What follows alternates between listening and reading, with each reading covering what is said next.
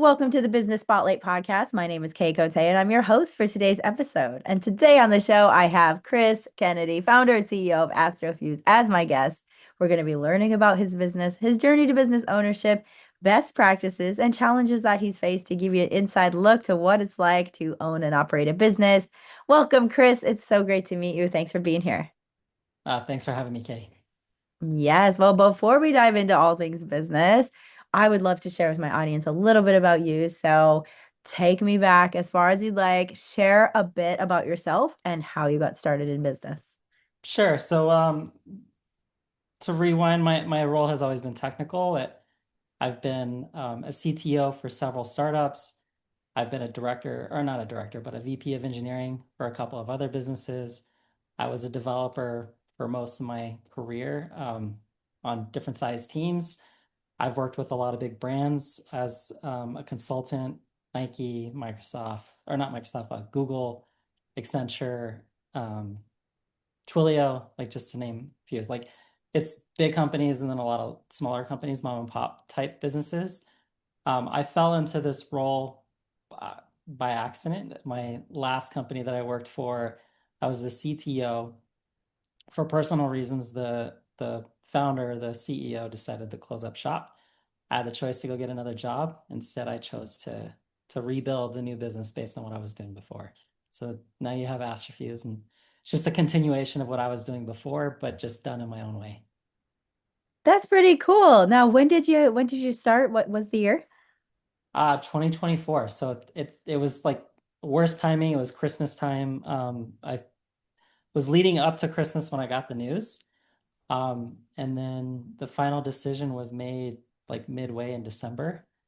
So in about 2, 3 weeks, I talked to a lot of friends. I did a lot of thinking about what I was going to do next. In January, I incorporated, and then I teamed up with a few people that also lost their jobs at the former company. So we now have, like, we all co-founded Astrofuse, and it's really just continuing to do the work together that we already enjoyed doing before.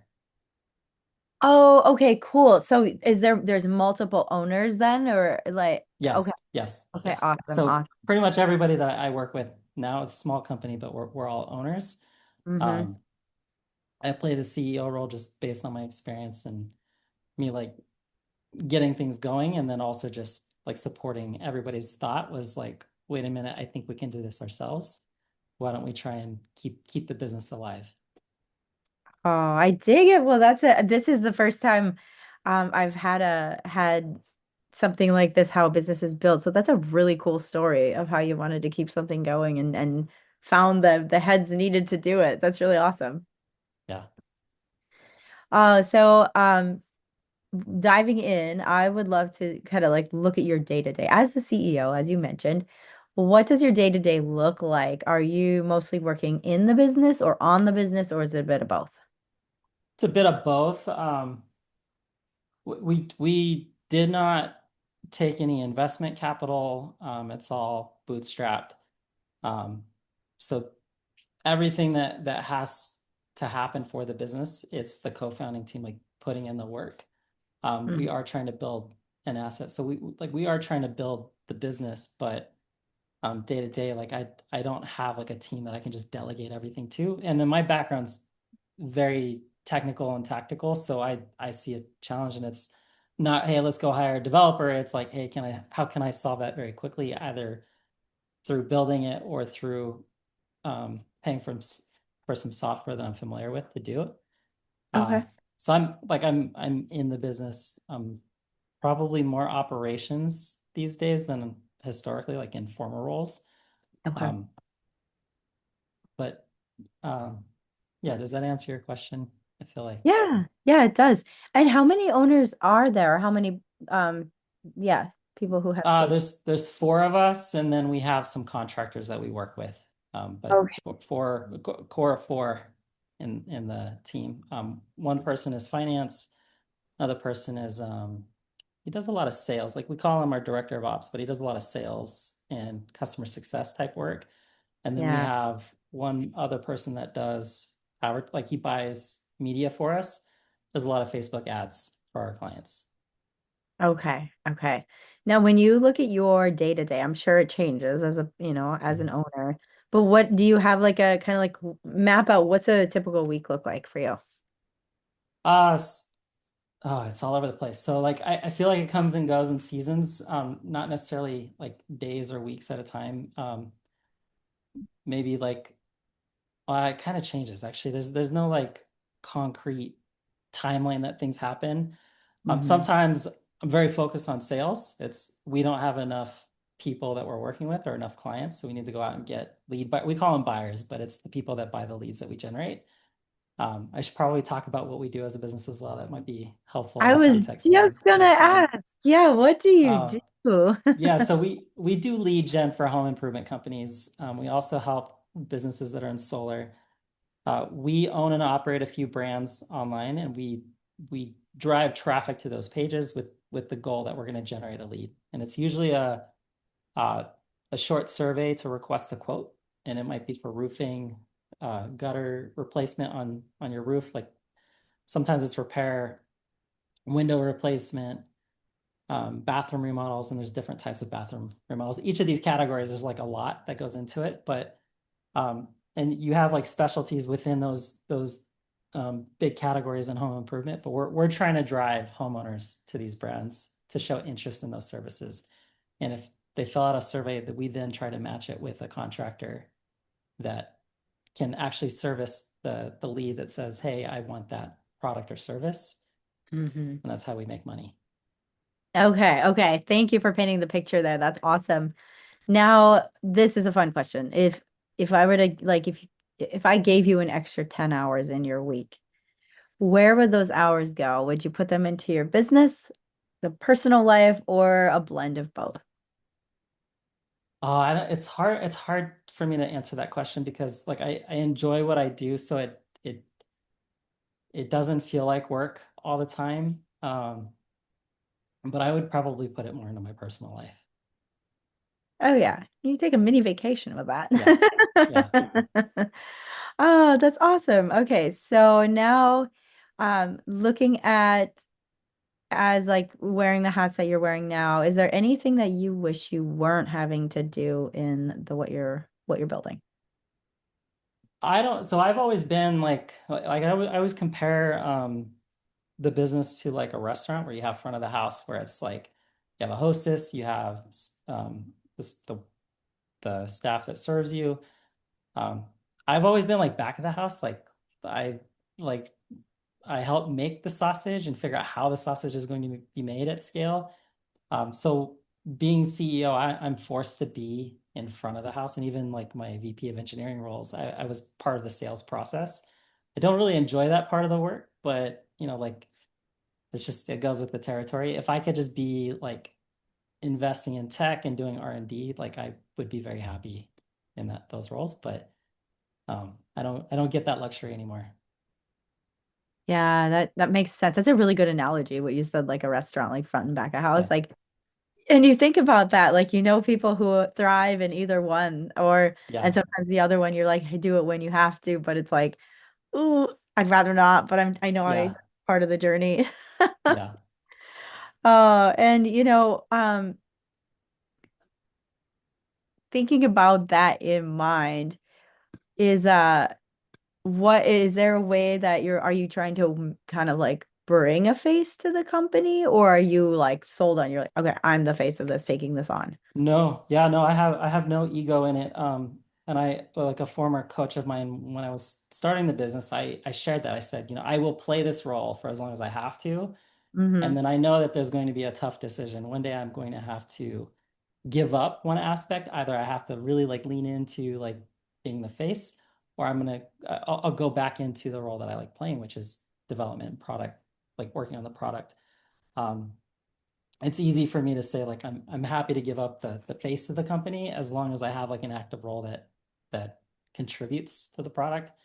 Like I could care less, but so far it's been good. Like the last 2 years playing this role, I have a lot more empathy for former CEOs that I've helped and like coached and helped with product development.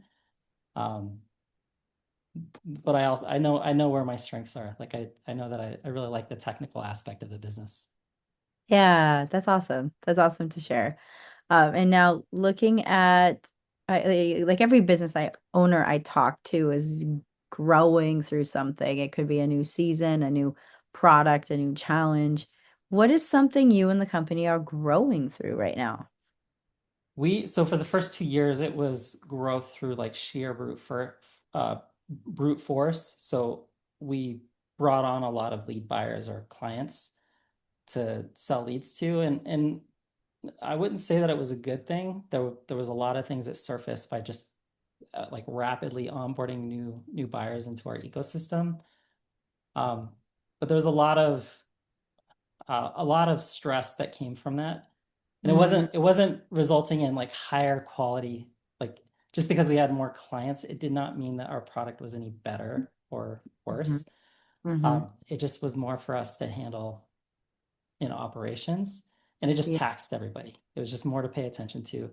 So we're in this right now we're cleaning up our relationships and saying like strategically saying yes to more clients that fit like a certain mold versus just signing on anybody that is willing to work with us. So it's like we've identified some characteristics where these are the things that our best clients do, and we want more of those clients and less Mhm. of the other type of clients that we had before. And it's a really common thing in the lead gen worlds that a lot of these companies go through. It's like you want to be as direct to the I guess be closer to the money is a common phrase I see in the circles I'm in, which Mhm. it's the people that actually work the leads, that actually need the leads, the businesses that need the leads. Yeah, that makes a lot of sense, and that leads perfectly into my next question, which is what is the thing that if someone handed you a solution for tomorrow would change the most about how you're running the business right now? A solution that would change the way the business is. Yeah, and how it's running. I think yeah, that's tough because it's like there's a chicken or egg problem, like what came first. Yeah. Um,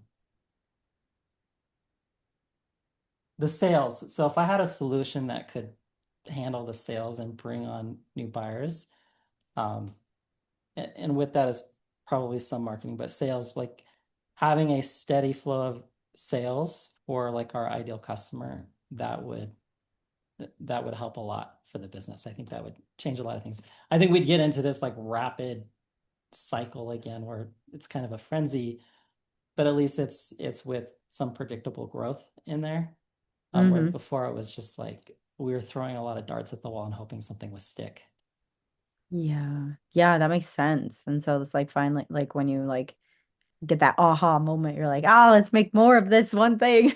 Yeah, yeah. Okay, that is incredible. Now, diving into the future of the company now, I want to like switch gears a little bit. What does success look like in the next 3 to 5 years? Um,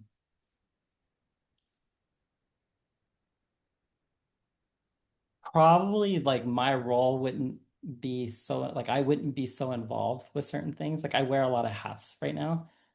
So being able to delegate some of those things and like give those to somebody else. So like our team is small and nimble right now. So having an expansion in the next 3 years would be nice so that not just me, but some of my co-founders as well, because they wear many hats. So somebody that really like owns sales, somebody that really owns marketing, somebody that really owns delivery. We're just, I think we're stretched thin and we have to operate as generalists. So having more specialists would be nice. And now, are you looking to expand the team this year, or is that something that's in your? No, no, this year is I would say it's like the year that we're really finding our groove, like Yeah. really owning our strengths and then revealing where our weaknesses are and either like owning those and just saying like we don't service clients because of this reason. We know our success rate is low.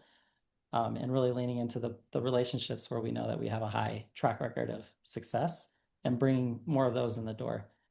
Because we grew fast and then now we're kind of easing off, and now we'll probably have to go through another pattern of rapid growth.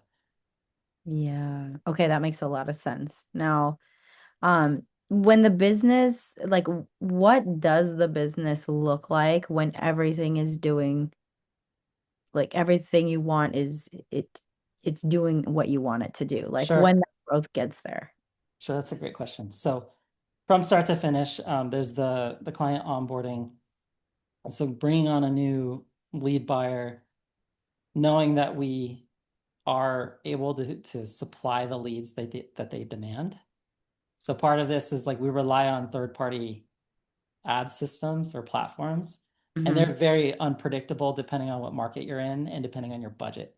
So Hmm. if you can spend unlimited, sure, you can make it, you can win everything, but it doesn't always, just throwing more spend at an ad platform doesn't always yield like more business. You have to have the economics to support that increase in cost and then the flow of those leads that may come in from the spend. Hmm. So knowing that I can bring on a buyer, a lead buyer or a client, and then I can supply the perfect campaign that brings the leads that they want, and then it's just smooth running, like all our KPIs are tracking. So we have our own KPIs on the ad spend. So we put so many dollars in to get so many leads, and then our clients, their cost of marketing is in line with what they want. And finding like the perfect match for us and for them, I mean that is probably the one of the hardest things for us to do over and over again. Yeah, and like, so thinking about what does that do for you personally when you get there, when you get things in that well-oiled machine, so to speak? Everybody's happy, everybody's happy, everybody's making money. Like the client is happy because they're getting new business predictably. We're happy because our clients are saying, okay, you're doing well, but get us like get us more leads. So we know that we have to spend more. Hmm. Um, it- we so coming out of COVID, like the former business did really well. Like there was just a lot of money being poured into multiple markets. Everybody was just having fun, but things are just more competitive now. It's a little bit harder to run campaigns profitably for home improvement. Not impossible, just more challenges, more competition. Um, Hmm. it just morale is better. Yeah. Yeah. And like when you look at the gap between today and say this big picture, 5-year picture, what's the biggest obstacle that's in the middle? It's really that we're at the mercy of like the markets that we're playing in. So when I say markets, like we do a lot of social media advertising, and that is very trendy. Like there are trends that come and go, and then there's this wave of attention that you have to be able to capitalize on. Hmm. And there's a lot of creativity that goes into capturing that attention. Um, so us being able to just predictably buy attention and turn that into sales for our customers, like that is like the biggest problem that we need to be able to solve again and again. And we can do it for some categories, but other categories we are still learning our bearings and still getting familiar with the categories. Okay. Yeah, that's a very real thing. And like, what do you think it would take to get that conquered? Like you're working in more of those categories. I'm not sure. I wish I had the answer. I don't know. That is like why I'm still in the business day to day is to figure that out with the media team. Yeah, that makes sense. Um, well, this I now I want to kind of switch gears and bring it to your background and your journey. And so far in business, it's been a few years. As you look back, what's been the most memorable roadblock that you've overcame and found success? In the beginning, I was trying to figure out like how do I do this, and I was coming out of a business that had a lot of capital to put into advertising and had a payment like a payout cycle for our traffic partners and our traffic channels. I couldn't compete with that starting out. At least I didn't believe I could at first.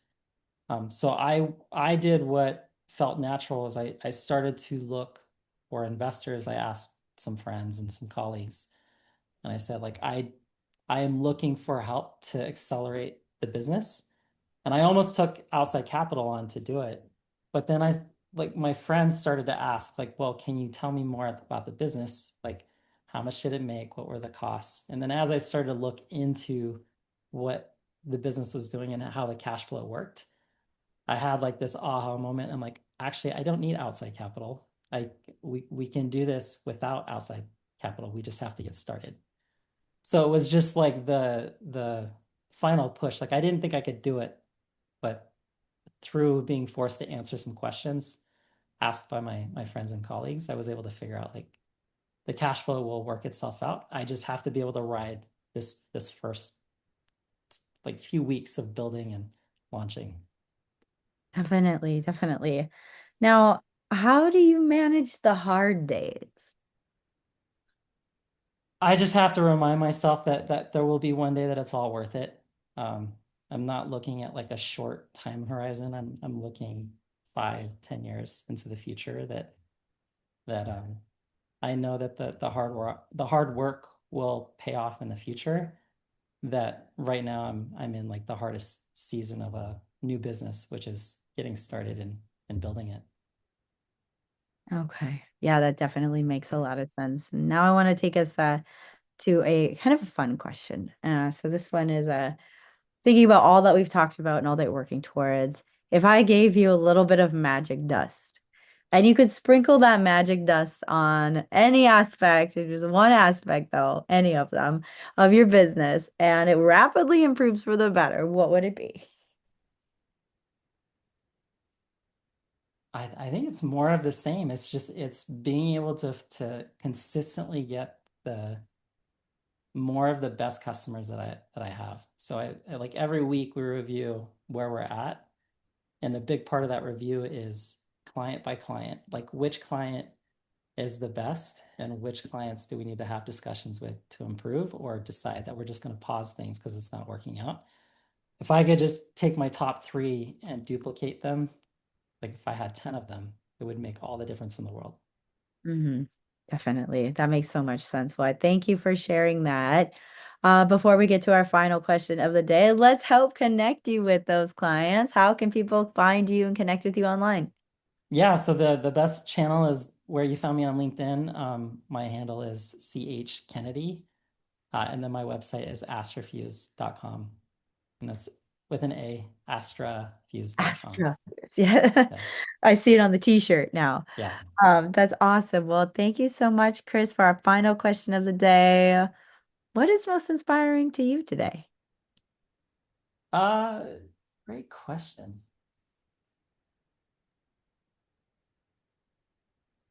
It's almost summer. My kids are going to be out. So like like all the kids will be out. So this summer there's probably going to be a lot of fun activities. And every summer I have to figure out how to balance working from home with my family life. So uh yeah, I'm looking forward to the summer. Like it's gonna force me to like get outside more and do stuff that is away from the computer. Aw, yeah, that's a great inspiration. Well, Chris, thank you so much for sharing your story. It's been great talking to you today on the show. Thank you, Kay.